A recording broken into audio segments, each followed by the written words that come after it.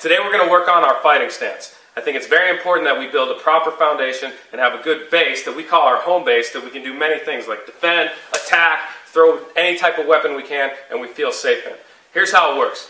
Number one, I'm going to take one step forward with my non-dominant leg, or my left leg for me. If you're a lefty, you're going to do opposite. My back heel is going to come up off the ground. My hands are going to come up, my chin tucks down, and I get into a stance where I'm very comfortable, very balanced, going forward, back, side to side. I should be able to spring in almost any direction, pivot any direction from the stance, and feel very comfortable that I can defend myself in any way. Now, I'm taking my hands about 6, maybe 12 inches in front of my face. This is so I have a margin for error, and I can use my hands to grab things like weapons, guns, anything that can come at me. I want to be able to use my hands in a self-defense scenario versus more of a boxing stance where I may have boxing gloves on.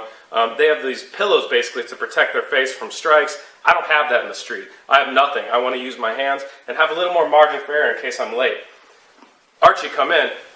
I want to show you that this stance actually has to evolve a little bit. And this is one of the things I've seen lately. People are being a little rigid with their stances. I want you to evolve the stance based on where an attacker is.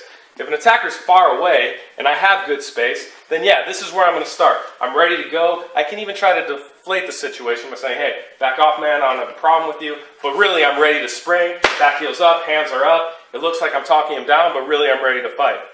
Now, as he gets closer to me, he can step in very close. Look what happens to my stance here. This doesn't make much sense anymore. All right, my hands are around him. So as someone closes the distance, my stance has to contract. All right, so my hands get tighter to my face. I even get more ready to maybe even absorb or block some punches from close range.